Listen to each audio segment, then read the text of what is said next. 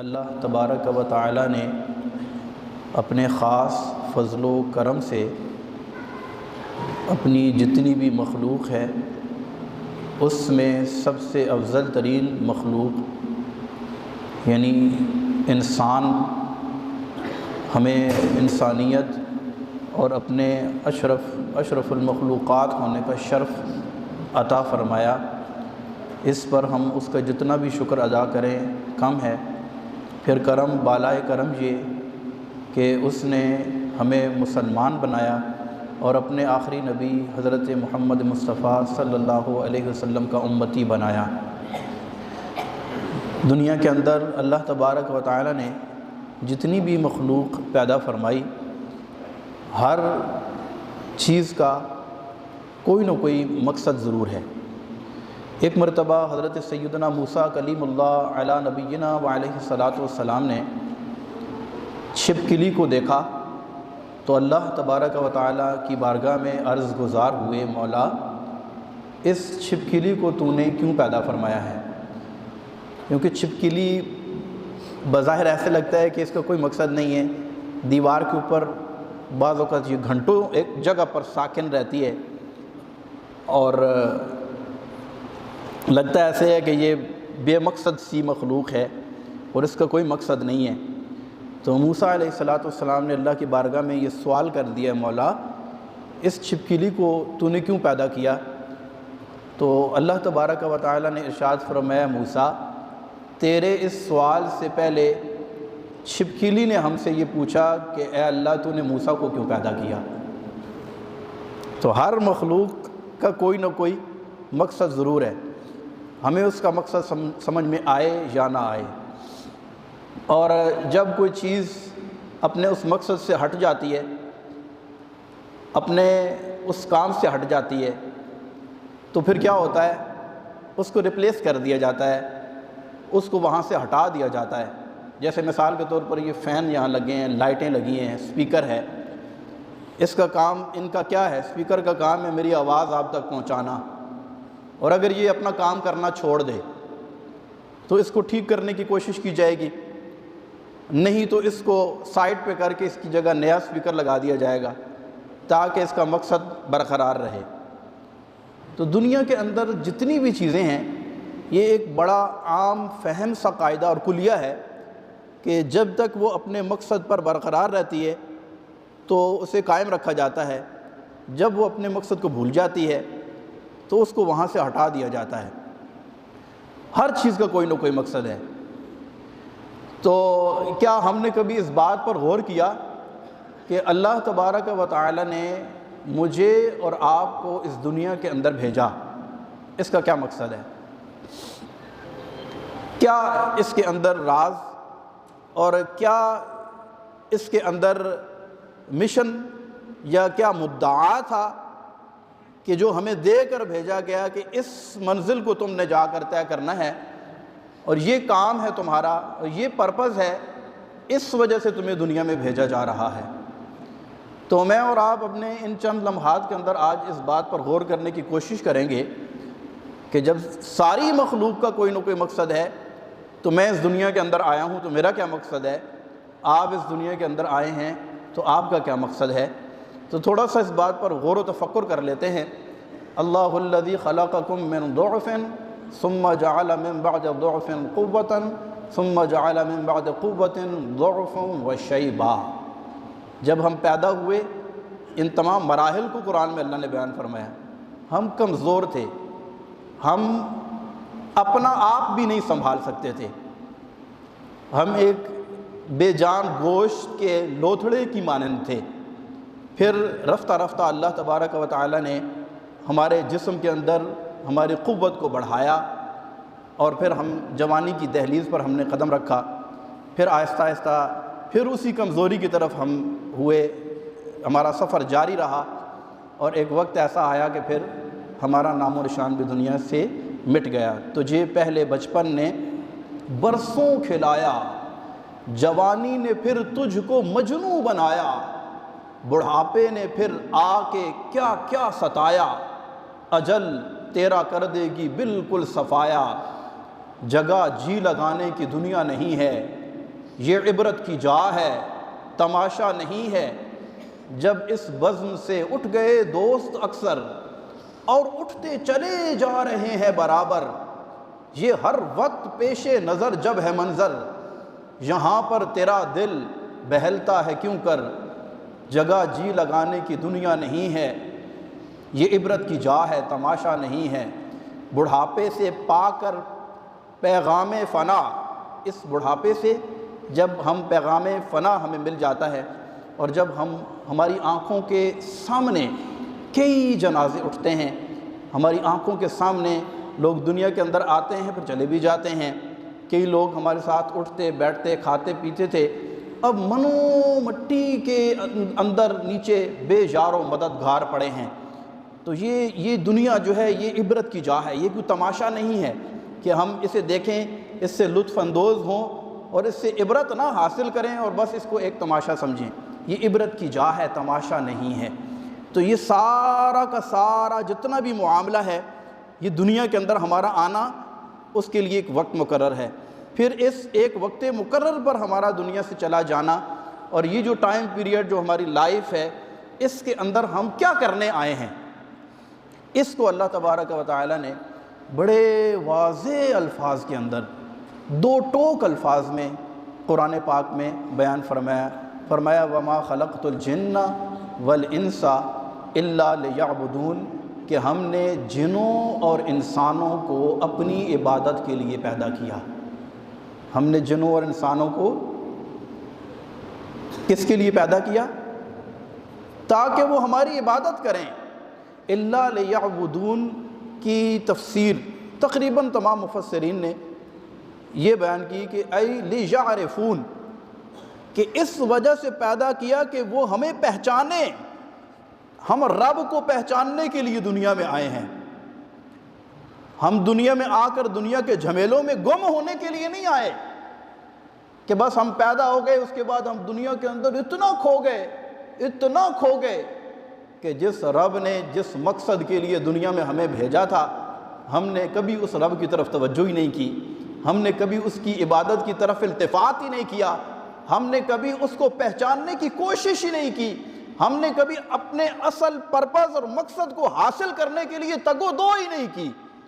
اور جب موت کا فرشتہ آ گیا اور ہمیشہ کے لیے ہم اس دنیا سے چلے گئے، تو مرنے کے بعد پھر شدت کے ساتھ اس بات کا احساس ہوگا کہ ہم نے تو ساری زندگی ایک دھوکے کے اندر رہ کر گزار دی ہے، کاش ہمیں یہ بات سمجھ میں آ جاتی کہ ہم دنیا میں آئے کیوں تھے۔ تو کیا فرمایا ہے کہ ہم نے جنوں اور انسانوں کو اپنی عبادت کے لیے پیدا کیا۔ اور ایک اور مقام پر سورہ ملک میں 29واں پارہ اللہ تبارک و تعالیٰ نے ارشاد فرمایا خلق الموت والحیات لیبلوکم ایکم احسن عملا، کہ اس نے زندگی اور موت و حیات کو پیدا کیا، لیبلوکم ایکم احسن عملا، فرمایا تاکہ وہ جانچے، وہ دیکھے، وہ پرکھے کہ تم میں کون اچھے عمل کرنے والا ہے۔ تو ہم دنیا میں اچھے عمل کرنے کے لیے آئے ہیں، ہم دنیا میں اللہ کی عبادت کرنے کے لیے آئے ہیں۔ اب یہ عبادت کا مفہوم بہت وسیع ہے۔ عبادت کا حکم اللہ تبارک و تعالیٰ نے قرآن پاک کے اندر متعدد آیات بینات اس بات پر گواہ ہیں۔ یا ایھا الناس اتقوا ربکم الذی خلقکم، یا ایھا الناس، اے لوگو اللہ کی، یا ایھا الناس اعبدوا، اے لوگو اللہ کی عبادت کرو، اس رب کی عبادت کرو جس نے تمہیں پیدا کیا ہے۔ تو وہ اس نے ہمیں پیدا کیا ہے اور اپنی عبادت کے لیے پیدا کیا ہے، یہی ہمارا مقصد ہے۔ اب عبادت کا مفہوم بہت وسیع ہے، اس پر ہم مختلف مواقع میں گفتگو کرتے ہی رہتے ہیں۔ اس کو اگر کیٹیگرائز کیا جائے تو موٹی موٹی اس کی دو قسمیں بنتی ہیں، حقوق اللہ، حقوق العباد۔ اللہ کی عبادت ڈائریکٹ، جس کو ہم کہتے ہیں اللہ کی بارگاہ میں سجدہ ریز ہو جانا، نماز پڑھنا، روزہ رکھنا، حج ادا کرنا، زکوٰۃ دینا۔ پھر اس کے ساتھ دوسری چیز ہے حقوق العباد۔ تو ہمارا طریقہ کار یہ ہے کہ ہم اس کو ذرا بدل کر کبھی حقوق اللہ پہ بات کرتے ہیں، یعنی کبھی عبادات پہ بات کرتے ہیں، کبھی معاملات پر بات کرتے ہیں۔ ہماری زندگی کا زیادہ تر جو حصہ جو ہمارا واسطہ پڑتا ہے وہ معاملات کے ساتھ پڑتا ہے، لیکن بہرحال اللہ تبارک و تعالیٰ کی وہ عبادات جو اس نے ہم پر فرض کی ہیں، جو اس نے ہم پر واجب کر دی ہیں، جو اس نے ہم پر لازم قرار دے دی ہیں بندہ ہونے کے ناطے. کیونکہ ہم کہتے ہیں نا میں اللہ کا بندہ ہوں، میں کیا ہوں اللہ کا. یہ بندہ کیا چیز ہے؟ یہ بندے کا مقصد کیا ہے؟ بندے کا مطلب کیا ہے؟ زندگی آمد برائے بندگی، زندگی بے بندگی شرمندگی. زندگی جو ہے یہ بندگی کا، بندہ ہونے کا مطلب یہ ہے کہ ہم رب کی عبادت کریں، اور اگر ہم رب کی عبادت نہیں کرتے تو یہ زندگی نہیں ہے، بلکہ کیا ہے؟ یہ شرمندگی ہے. اس میں 5 وقت کی نماز، 5 وقت کی نماز وہ ہے کہ جس کے بارے میں اللہ تبارک و تعالیٰ نے ارشاد فرمایا وَأَقِمِ الصَّلَاةَ لِذِكْرِي، میرے ذکر کے لیے، میری یاد کے لیے، میری عبادت کرتے ہوئے نماز کی پابندی کرو.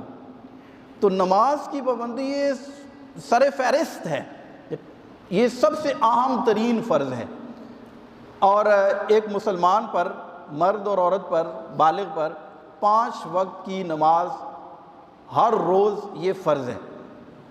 لیکن بدقسمتی کے ساتھ آج ہماری مسجدیں ویران نظر آتی ہیں. جس قدر آبادی ہے اس قدر مسجد میں نمازی نظر نہیں آتے. یہ ایک بہت بڑا المیہ ہے. اگر میں اور آپ سنجیدگی کے ساتھ، ہمیں اپنی آخرت سے محبت ہے، ہم اللہ کی بارگاہ میں جب حاضر ہوں تو ہم شرمندہ نہ ہوں، مرنے کے بعد ہمیں سخت پچھتاوا نہ ہو. اگر ہم اس پچھتاوے سے بچنا چاہتے ہیں تو ہمیں کم از کم 5 وقت کی نماز کی پابندی ضرور کرنی ہی ہوگی. اچھا، آپ کو میں مزے کی بات بتاؤں. قرآن پاک کے اندر دیکھیے مختلف مضامین بیان کیے گئے، معاملات بیان کیے گئے. جیسے مثال کے طور پر سورہ بقرہ 2 پارہ دیکھیں. اب 2 پارے کے نصف سے آگے آپ اگر اس کو تفصیل کے ساتھ، کیونکہ ہمارے ہاں تفسیر کا درس بھی ہوتا ہے فجر کی نماز کے بعد 5-10 منٹ کا درس ہوتا ہے، تو اس میں بھی ہم نے بیان کر رہے تھے ترتیب کے ساتھ. معاملات، طلاق کے مسائل بیان ہو رہے ہیں، ازدواجی معاملات بیان ہو رہے ہیں، میاں بیوی کے حقوق بیان ہو رہے ہیں. اور پھر بالکل اس کے درمیان میں اگلی آیت کے اندر بیان ہوا حافظوا علی الصلوات والصلاۃ الوسطیٰ وقوموا للہ قانتین، کہ نمازوں کی حفاظت کرو، بالخصوص درمیان والی نماز کی حفاظت کرو. اسی طرح مختلف مضامین قرآن پاک کا، یہ آپ کو ایک اسلوب بتا رہا ہوں. آپ قرآن پڑھیں، اللہ ہمیں توفیق عطا فرمائے. قرآن پاک پڑھیں تو آپ کو یہ قرآن کا ایک بڑا واضح اسلوب ملے گا کہ مختلف موضوعات چل رہے ہیں، اور اس کے بالکل متصل ماں بعد فرماتا ہے اقیم الصلاۃ، نماز قائم کر، واقیم الصلاۃ، اور نماز قائم کرو، وَأْمُرْ أَهْلَكَ بِالصَّلَاةِ وَاصْطَبِرْ عَلَيْهَا لَا نَسْأَلُكَ رِزْقًا نَحْنُ نَرْزُقُكَ وَالْعَاقِبَةُ لِلتَّقْوَىٰ. مختلف چیزیں بیان ہو رہی ہیں، لیکن درمیان میں فرماتا ہے کہ نماز قائم کرو، اپنے گھر والوں کو نماز کا حکم دو. ہم تم سے رزق کا سوال نہیں کرتے، نحن نرزقک، ہم تمہیں رزق دیں گے، والعاقبۃ للتقویٰ، اور عاقبت تو اہل تقوی والوں کے لیے ہے. تو مختلف موضوعات کے درمیان میں اس میں مفسرین ایک بہت پیارا نقطہ بیان کرتے ہیں. کہتے ہیں اس کی وجہ یہ ہے کہ تم کچھ بھی ہو، تم ماتحت ہو، تم مزدور ہو، تم مستری ہو، تم ٹھیکیدار ہو، تم بزنس مین ہو، تم ملازم ہو، تم افسر ہو، تمہارا زندگی کے کسی بھی شعبے سے تعلق ہے، تمہارا کام کسی بھی نوعیت کا ہے، تمہارا کام چلچلاتی دھوپ میں مزدوری کرنے کا ہے، چھاؤں میں بیٹھ کر آگے ہدایات دینے کا ہے، سپرویژن کا ہے، یا آفس میں ٹھنڈے اے سی کے نیچے بیٹھ کر اگر تم نے کام کرنا ہے، یا تمہارا کوئی بھی کام ہے، کسی بھی طرح کی تمہاری مصروفیات ہے، جب رب کی جانب سے منادی ندا دے حی علی الصلاۃ، آؤ نماز کی طرف، حی علی الفلاح، آؤ فلاح کی طرف، تو پھر تمہارا کوئی بھی ٹاپک چل رہا ہو، پھر تمہارا کوئی بھی مقصد، کوئی بھی کام چل رہا ہو، تم اس کام کو ادھر ہی روک دو اور رب کی بارگاہ میں حاضر ہو جاؤ. اس وجہ سے قرآن پاک کے اندر جا بجا اور کم و بیش 700 مرتبہ اللہ تبارک و تعالیٰ نے قرآن میں نماز کا حکم ارشاد فرمایا ہے. کتنی مرتبہ؟ یار 700 مرتبہ. اگر وہ ایک مرتبہ ہی کہہ دیتا اقیم الصلاۃ، نماز قائم کرو، تو اس کی بات اور اس کے حکم کی اوتھینٹکسٹی اور اس کی ویلیو کچھ کم نہ تھی. لیکن بار بار رپیٹ کیا کہ نماز قائم کرو. اس کے باوجود اگر کوئی بندہ نماز ٹائم پہ نہ ادا کرے، اگر نماز وقت پر نہ ادا کرے تو خود ہم اپنے دل پر ہاتھ رکھ کے اپنے ضمیر سے پوچھیں کہ کیا یہ رب کے غضب کو دعوت دینے والی بات ہے یا نہیں۔ اس پر وعیدیں بہت ہیں، لیکن اتنی بات ہمارے لیے کافی ہے کہ اتنے زور کے ساتھ اور اتنے بار ریپیٹڈ جو حکم آیا ہے قرآن پاک کے اندر نماز کا، اس کے باوجود ہم اس کو اگر اگنور کریں، اس کے باوجود ہم رب کی بارگاہ میں حاضر نہ ہوں، 5 وقت کی نماز نہ پڑھیں، تو ہم سے زیادہ بڑا بد نصیب اور کوئی بھی نہیں ہو سکتا۔ تو اللہ تبارک و تعالی نے نماز کا کئی مرتبہ قرآن پاک کے اندر حکم ارشاد فرمایا ہے۔ تو ہماری مسجدوں کے اندر اس طریقے سے نمازیوں کی تعداد نظر نہیں آتی جتنی ہونی چاہیے۔ ہمارا مزدور طبقہ بھی اور دیگر شعبہ جات سے تعلق رکھنے والے جتنے بھی لوگ ہمیں سن رہے ہیں، اگر ہم یہاں پر بیٹھ کر آج سچے دل سے رب کی بارگاہ میں اس بات کا تہیہ کر لیں، مولا جو ہوا میری غفلت تھی، جو ہوا میرا قصور تھا، میرے مالک تو میرا رب ہے، تو رحمان ہے، تو رحیم ہے، میں جتنا بھی گناہ گار سہی، لیکن میرے مالک اگر تیری بارگاہ میں نہیں آؤں گا تو اور ہے کون جہاں میں جاؤں گا۔ تو اس طرح اپنے دل سے، سچے دل سے توبہ کر کے اگر میں اور آپ یہ نیت کر لیں کہ آئندہ انشاءاللہ ہماری کوئی بھی نماز قضا نہیں ہوگی، سب حضرات جو پڑھتے ہیں وہ بھی اپنے اس ارادے کا اعادہ کریں کہ آئندہ ہماری کوئی بھی نماز قضا نہیں ہوگی، اور جو سستی کرتے ہیں ان سے گزارش ہے کہ وہ پکی نیت کر لیں کہ آئندہ انشاءاللہ کبھی ہماری کوئی نماز قضا نہیں۔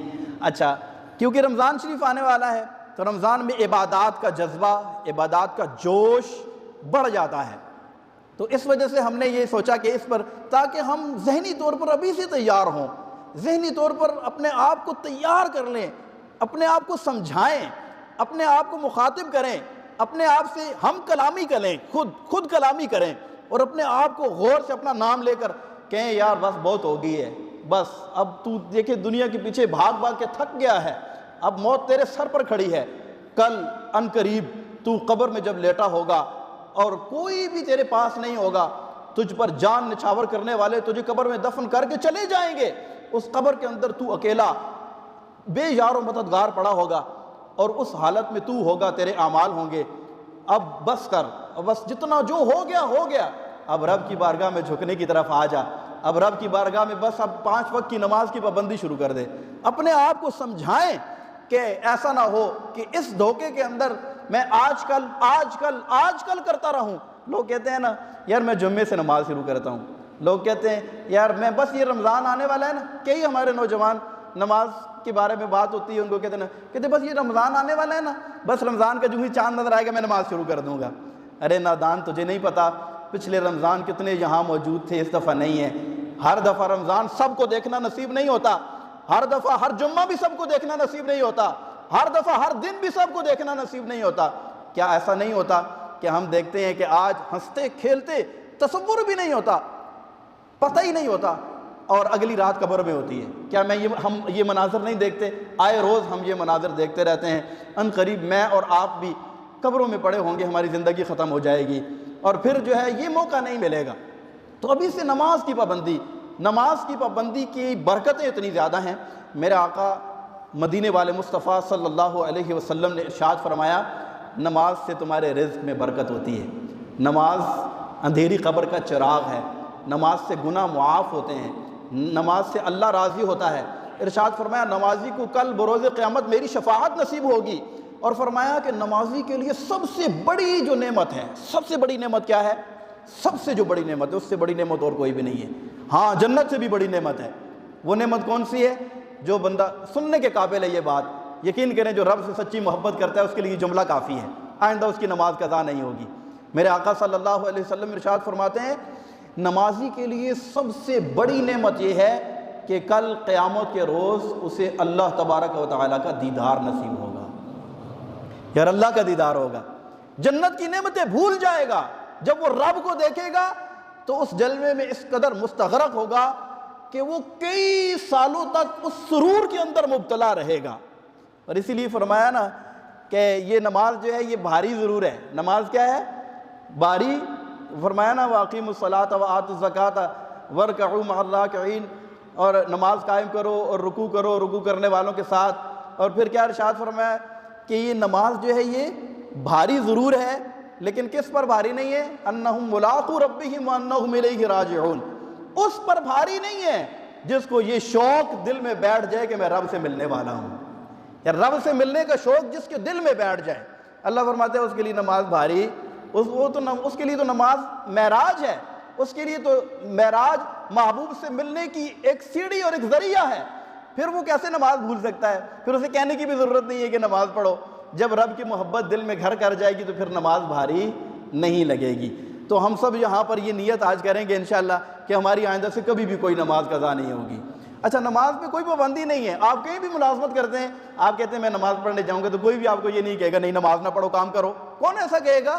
کوئی بھی ایسا نہیں کہتا، صرف ہمارے نفس کی سستی ہے جس کی وجہ سے ہم رب کی بارگاہ میں جھکنے سے رہ جاتے ہیں۔ اور رب جو ہے نا وہ بڑا کریم ہے، اور دیکھیں وہ کافروں کو بھی رزق دے رہا ہے، دے رہا ہے نہیں دے رہا؟ سورج چڑھتا ہے تو وہ یہ نہیں کہتا کہ یہ بتوں کے آگے جھکتا ہے لہذا اس کے آنگن میں روشنی نہ پھیلانا، وہ تو سب کو دے رہا ہے، رزق بھی دے رہا ہے، ہر چیز وافر مقدار میں دے رہا ہے، لیکن جب کسی سے ناراض ہوتا ہے سجدوں کی توفیق چھین لیا کرتا ہے، وہ اپنی بارگاہ میں حاضر ہونے کی توفیق نہیں دیتا۔ تو اس بات پر ہمیں غور کرنا چاہیے، ہم رب کی بارگاہ میں جھکتے نہیں ہیں، ایسا تو نہیں ہے ہمارا رب ہم سے ناراض ہے۔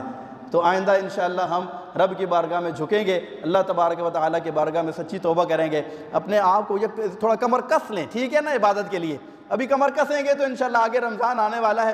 میرے آقا صلی اللہ علیہ وسلم دعا کیا کرتے تھے اللہم بلغنا رمضان بصحت وعافیہ، اے اللہ مجھے رمضان عطا فرما صحت اور عافیت کے ساتھ، تاکہ میں ڈٹ کر اللہ کی عبادت کروں۔ اللہ ہمیں بھی توفیق عطا فرمائے کہ صحت و عافیت کے ساتھ ہم بھی رمضان پائیں اور خوب اللہ تبارک و تعالیٰ کی عبادت کریں۔ آمین بجاہ